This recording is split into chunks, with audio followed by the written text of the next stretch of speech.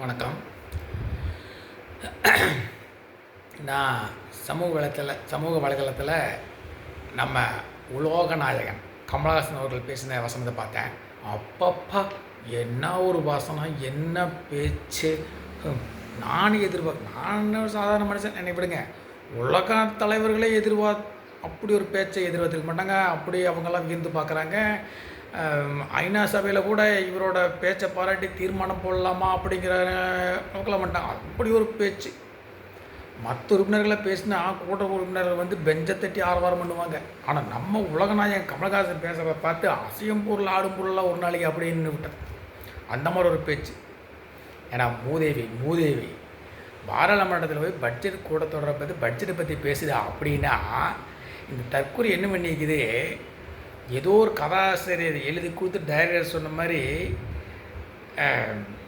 Take action அப்படின்னு சொல்லி பேசுவாங்க. அந்த மாதிரி ஒரு பேப்பரை கையில் வச்சு அதுவும் எவன் எழுதி கொடுத்ததில்லை, எந்த கதாசிரியர் எழுதி கொடுத்ததில்லை, அதை வச்சு அப்படியே படிச்சுக்குது மூதேவி. அதுவும் பேச பேப்பர் தொலாய் வீடு வேறு எடுத்துகிட்டு இருக்குது. பேச இந்த பேப்பரை பிடிங்கியிருந்தால் ஒன்றும் தெரிஞ்சிருக்காது. பேசி முடிச்சு வெளியே வந்ததுக்கப்புறம் என்ன பேசி அங்கெல்லாம் ஒன்றும் நடக்கலையே, யார் கேள்வி கேட்கலையே, சினிமா ஷூட்டிங் நடந்தது, டேக் ஆக்ஷன்னாங்க, நான் பண்ணிட்டு வந்தேன், அப்படி தான் சொல்லியிருக்கேன். அந்த அளவுதான் உனக்கு அறிவு. நிர்மலா சீதாராமன் அவர்கள் என்ன சொல்லியிருக்கிறாங்க? அதாவது 1943 நவம்பர் 27 விடுதலை நாளிதழ். அது நீங்கள் தந்தை பெரியார் தலைவர் தூக்கி வச்சு ஆடுறீங்க பார்த்தீங்களா? ஈவே ராமசாமி நாயக்கர் அவரோட பத்திரிகையில். அதில் அவர் என்ன சொல்லிக்கிறாருன்னா,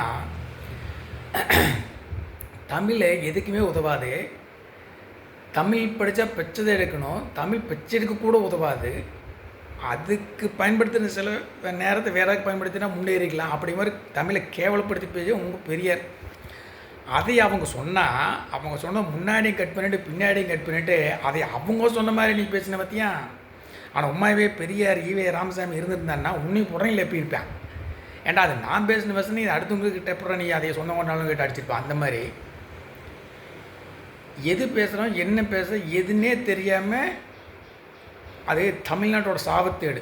தமிழ்நாட்டோட மொத்தமானத்தையும் கேவலப்படுத்தி வந்துட்டான் போய்.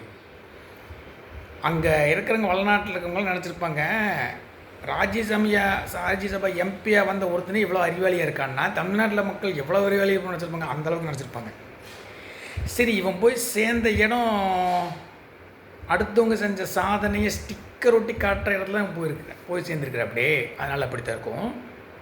சமீபத்தில் நம்ம உதயநிதி மதிப்புக்கும் மரியாதைக்கும் உரிய மாண்புமிகு உதயநிதி ஸ்டாலின் அவர்கள், இந்த மதிப்புக்கும் மரியாதைக்கும் உரிய மாண்புமிகு இதெல்லாம் உதயநிதிக்கு கொடுக்குற மரியாதை இல்லை,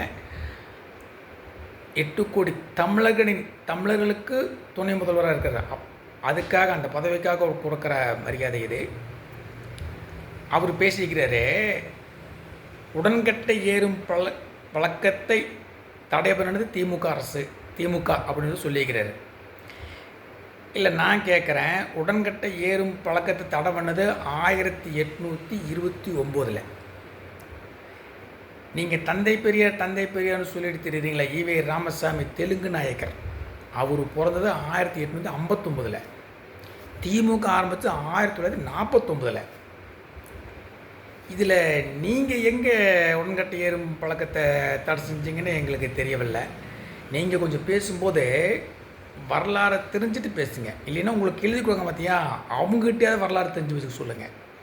நீங்கள் பேசும்போது கீழே கொஞ்சம் கை தட்டுறான் பார்த்தியா, விசிலடிக்கிறேன் பார்த்தியா, அதனால் நீங்கள் ரொம்ப பொங்கிடுறீங்க. நம்மளை பார்த்து இத்தனை பேர் விசிலடிக்கிறாங்க, நம்ம பேச்சுக்கிட்ட இத்தனை பேர் கை தட்டுறாங்க அப்படின்னு. நீங்கள் நல்லா தெரிஞ்சுக்கங்க. அந்த கீழே உட்காந்து விசில் அடிச்சுட்டு கை தட்டிக்க பார்த்தியா, அவன் பூராமே தெளிவாக இல்லை. 90% பேர் போதை கடிமை மப்புள் உட்காந்துருக்கான். அவன் நீங்கள் பேசுகிறக்காக கை தட்டல, விசில் அடிக்கலை, அவன் மப்பு தலைக்கேறி சந்தோஷத்தில் கை தட்டி விசிலிச்சுக்கிறான். அது நீங்கள் பேசுகிறதுக்காக கை தட்டுறான் அப்படின்னு தப்பாக நினச்சிட்டுருக்கிறீங்க. இந்த மனநிலை கொஞ்சம் மாற்றுங்க, வரலாறு கொஞ்சம் படிங்க. இன்றைக்கெல்லாம் நீங்கள் என்ன போயிடுச்சுனாலும் அடுத்த நிமிஷம் அது உண்மையாக பொய்யான்னு கண்டுபிடிக்கிறதுக்கு வசதி வந்துருச்சு. அதனால் பொய் பேசுகிறது அளவாக பேசுங்க, ஸ்டிக்கர் ஓட்டல் அளவு ஓட்டுங்க, உங்கள் பதவிக்கு தகுந்த மாதிரி பேசுங்க. மக்களை முட்டாளாக்கணும்னு நினச்சி பேசாதீங்க. கொஞ்சம் வரலாறை படிங்க. ஜெய்ஹிந்த்.